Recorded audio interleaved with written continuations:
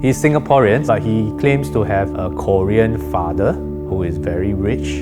He promised my daughter he will make her a wealthy lady. He also had ideas for a pet cafe, and he had already researched the good locations and rental space and the price, all these details, which made me feel like he was quite serious about it.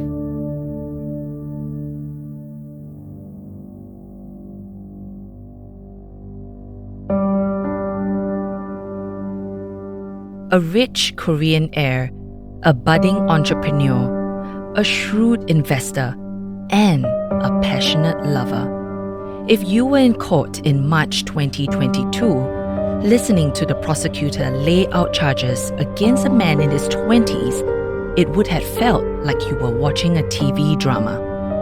The crimes weren't horrific or gruesome. They were almost unbelievable. Throughout his criminal career, this man has managed to charm his way to have it all. He convinced his victims that he came from a wealthy family with unrealized ambitions and that he was looking for a soulmate. Except the truth couldn't be further. Sitting before the judge was Jerald Low, arguably Singapore's most prolific serial swindler, and he's only 27 years old. It would take almost 2 hours for the interpreter to list all 51 charges against Jerald. 51. I'll let that sink in for a bit. How does a 27-year-old rack up 51 charges? We'll get to some of that later. But this podcast isn't about dissecting all of Jerald's scams, which are a complex web of promises, lies, bounce checks, and missing money. Instead, we examine the questions surrounding every scam.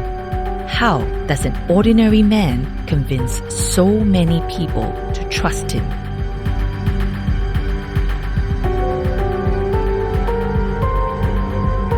He doesn't strike me as particularly scheming.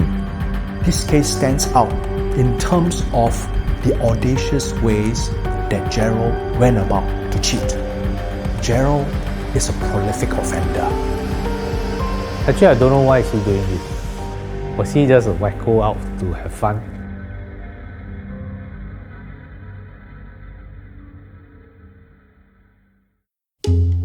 My name is Tiffany Ang, and this is The Serial Swindler, a special 2-part CNA podcast. In this episode, we want to uncover who is the real Jerald Low. And even if we piece together the clues, will we arrive at the truth?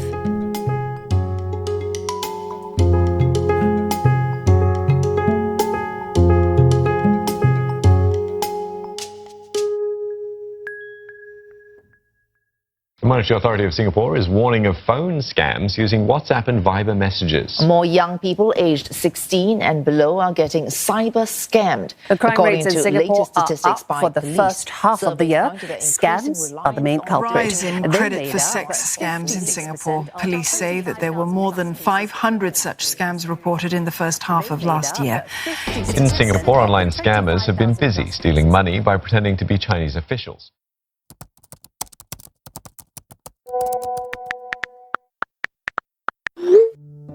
Have you ever clicked on a link in a text message to reset your password? Or keyed in your bank details to a forwarded website that turned out to be fake? You could have been one of nearly 32,000 scam victims, and this is according to the Singapore Police in their 2022 report.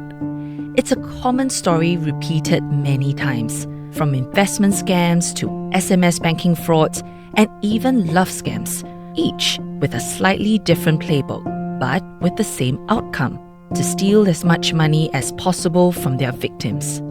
But Jerald's case was unusual because he wasn't limited to one scam type. His crimes spanned various frauds, from investment, property, and love scams to even telco scams. Secondly, and more curiously, Jerald never shied away from using his real name. On a few occasions, he had introduced himself by a Korean name, Park Jun-hyun. But he would also tell his victims to call him Jerald, and he would always flaunt his wealth. In his conversations, he did mention quite a bit about his properties being in District 9 area, and he seemed quite confident about these properties and the details that he provided. That's Chris, or at least that's what he prefers to be called because he wants to remain anonymous. Chris met Jerald online in October 2020. So he would say things like he had a condo somewhere in the District 9 area and then another one over here in the River Valley area. Over dinner one day, both men found common interests and a shared ambition. What was your first impression of Jerald? What struck you about him? Based on first impression, he does not look good, to say the least. He speaks with a lisp and he does not sound educated. He was quite well dressed. I believed he was wearing a nice jacket, long pants, nice shoes, so he's quite tidy. However, I did notice that he was quite rough around the edges in terms of his mannerisms and speaking. So, for example, he would wave the waiter over, or not wave, but use his fingers to call, those rude mannerisms. But yet, at the end of when the waiter was bringing us the meal, he would say things like "Thank you very much." And I remembered that the waiter also said, "Glad to see you again." What made you think, this guy could be rich? We passed by a Gucci shop and he, on a whim, decided to just go in and just see the new designs. He was already wearing Gucci shoes. So when he was there, the salesperson tried to assist us and Jerald was able to ask about the design. So the assistant asked if he was already in the system or anything and tried to input his name into the iPad. But Jerald said that he bought his shoes overseas in London, so his name might not be in the system. But apparently it was. So this shop was in Singapore, but his name was in the system. And it showed the date and where he bought the shoes. It was the real deal, the real shoes, yeah. So that all made me feel like it came from money. That encounter left a deep impression on Chris. So over dinner, when Jerald shared his own business plans, Chris felt an immediate connection. The business venture that he proposed to me was about setting up a bubble tea company, brand from Taiwan, which I've never heard of. So, of course, I immediately Googled it, and it was real. At that time, bubble tea is getting more and more popular, and many random brands are popping up as well, and they all seem to be doing quite well. Then he also had ideas for a pet cafe, and he had already sort of researched the good locations and rental space and the price, all these details, which made me feel like he was quite serious about it. Was it your dream ever to become a business owner? Yes, it was actually my dream to be a business owner, to build a career and earn enough money to have my own place amidst the rising cost of Singapore. Yeah, so I think that added a lot of pressure on my end, and so I wanted things to be set up as quickly as possible. What other things did he talk about that made you feel that this guy actually knows what he's doing? He was quite eager to get things started, which I quite liked because we were on the same page then, to have someone who would get things done, rather than a dilly-dally, that would be ideal. So during the dinner, he would bring me to those websites, those government websites, like ACRA, to register the name for the businesses, to check what's needed, what we have to submit, and then everything was just within 5-10 minutes. He knew exactly where to go, where to get this information, and he would show it to me right on the spot. And it was a government website, so immediately I let my guard down. And also he mentioned him used being a financial advisor, and also quoting his financial advisor registration number. So of course, who would check right on the spot that it was the right number? I was like, okay, this guy seems legit. Were there no red flags at that point of time? Did you go back and decide to check out if this guy is who he says he is? I just kind of gave him the benefit of the doubt. And being in Singapore, we feel that it's very safe, and to be scammed right in front of us, we just wouldn't put two and two together.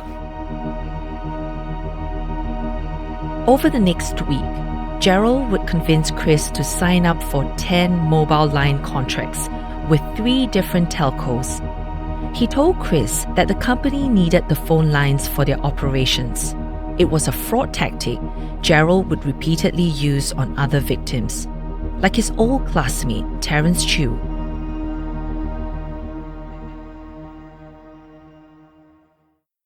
I met Jerald in 2007. We were secondary school classmates. He is a very quiet person, doesn't really talk much to people.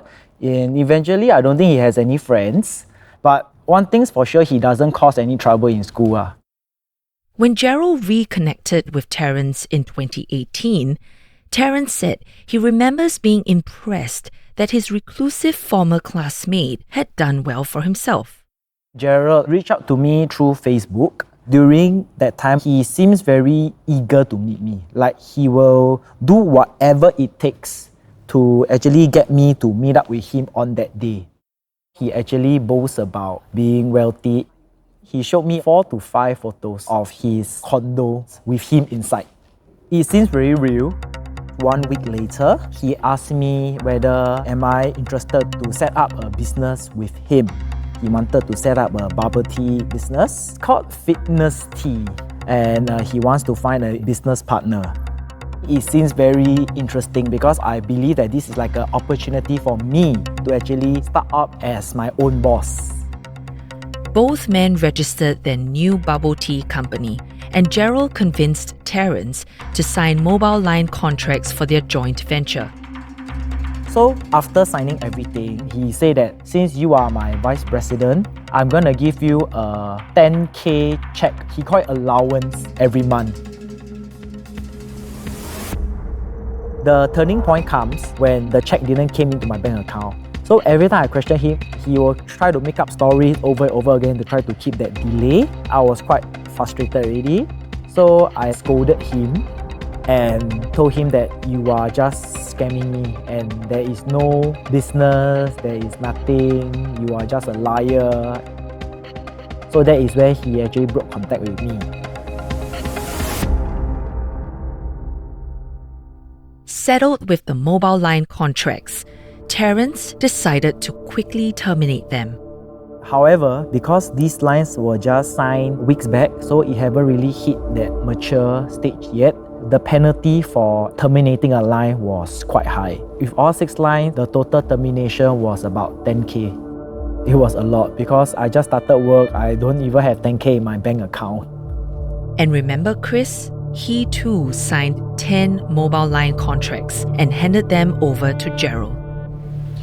The moment that I felt I was scammed actually came quite late, in the sense that I gave him the benefit of the doubt quite a bit. But my first suspicions, I would say, came when he started ghosting me and using his grandmother's funeral to do so. And he would be quite rude in his text messages. I was just chatting with my financial advisor friends about setting up a business and what was needed.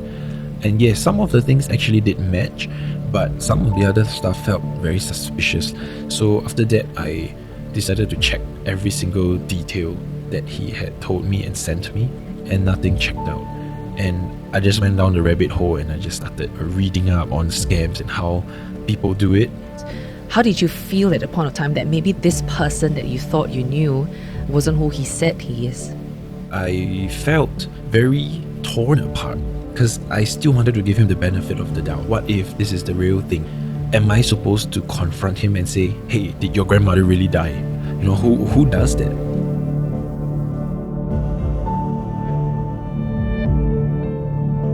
In total, Chris incurred penalties of almost 9,000 Singapore dollars on the telco contracts, but he said it wasn't just money he lost. I feel like I've lost a lot of my mental health, my mental and emotional health. I spent 3 months just pulling myself out of this very, very deep hole of shame and guilt of how could I be so stupid.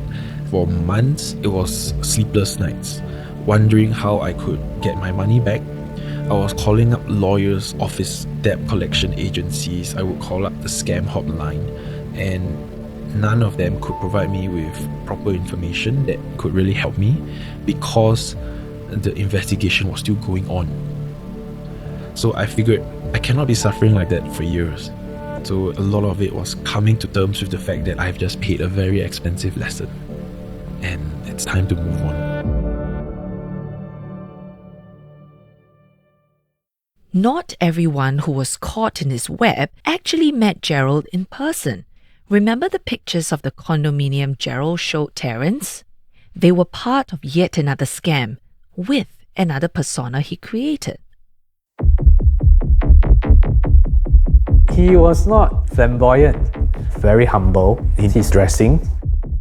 Eugene Lim is a veteran in the property business, and in 2018, one of his agents was introduced to Jerald. He shared with the agent that he actually has a budget of around $20 million for one property. He's Singaporean, but he claims to have a Korean father who is very rich, and he even gave a name.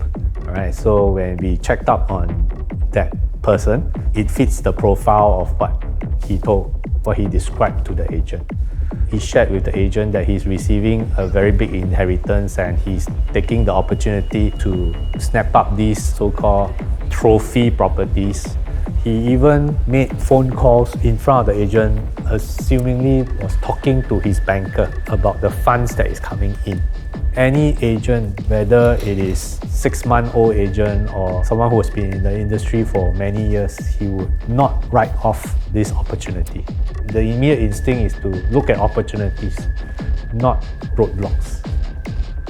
Over that 3 days, the agent showed him about 16 properties. It amounted to more than 140 million in total.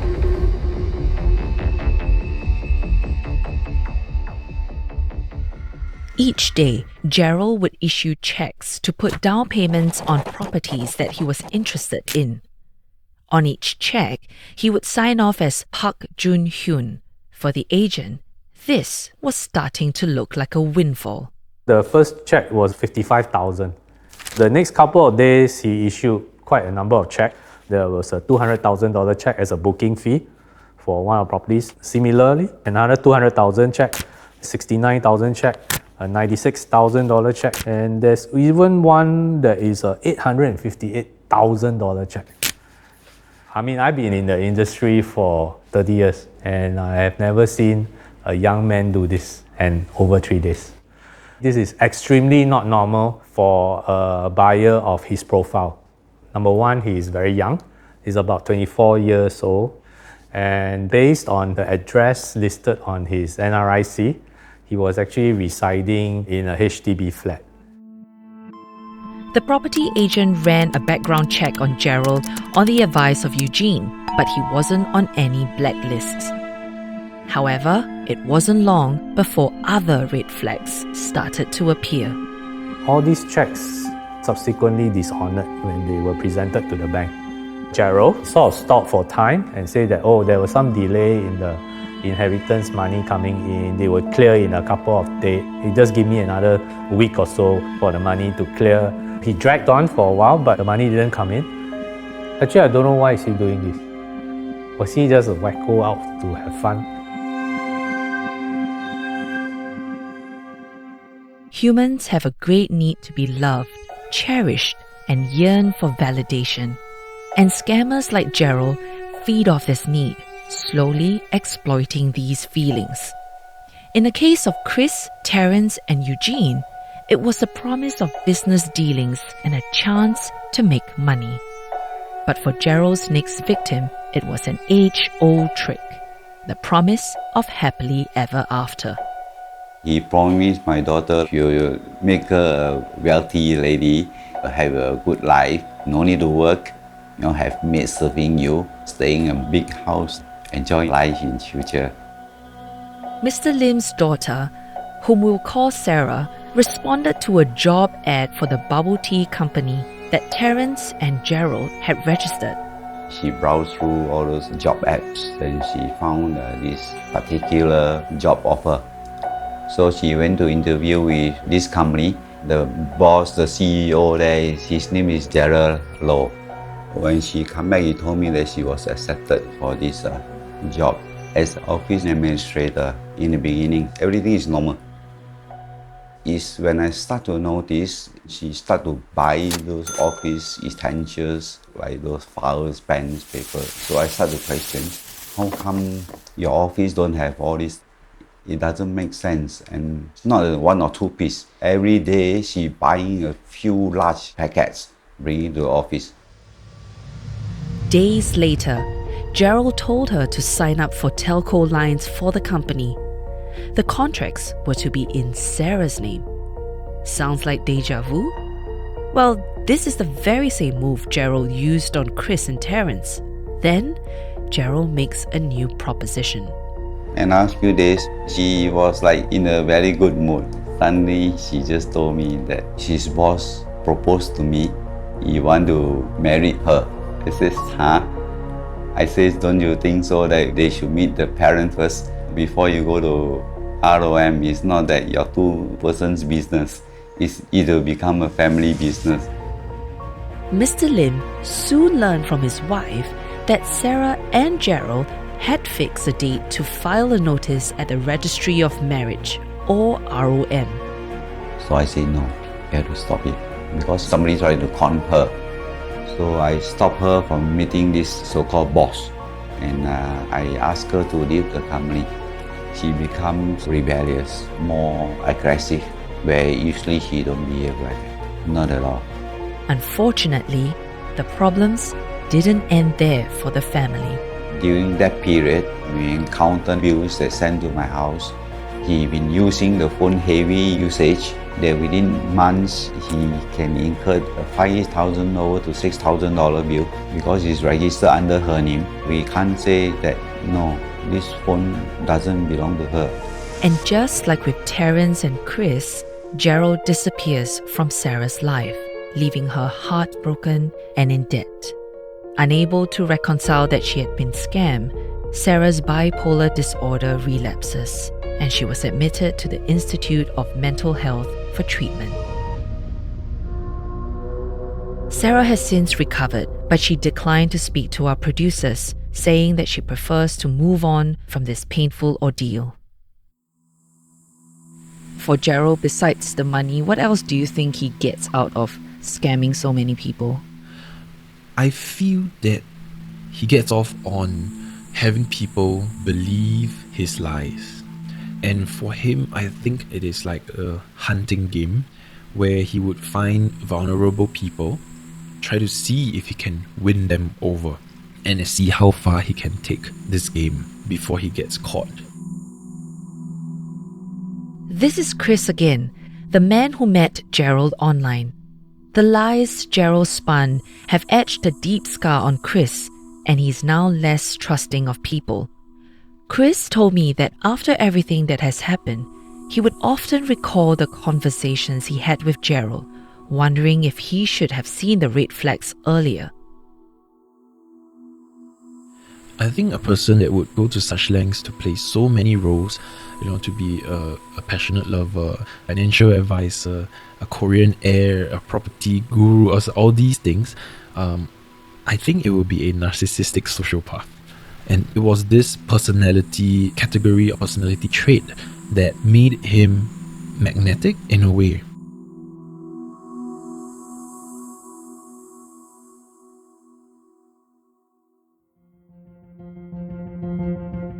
By this time, the police were already watching Jerald. They had received multiple reports on a scammer and were building their case against him. But the police investigation would soon take a different turn one no one expected.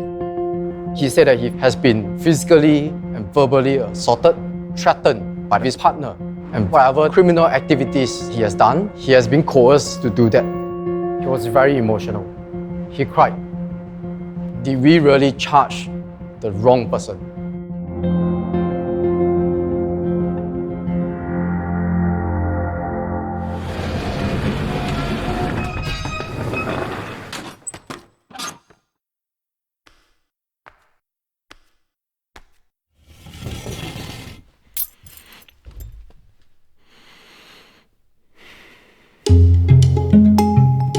I have been crime-free until my family situation got very worse in 2018. That's Jerald. In our next episode of The Serial Swindler, he tells us his side of the story from behind bars.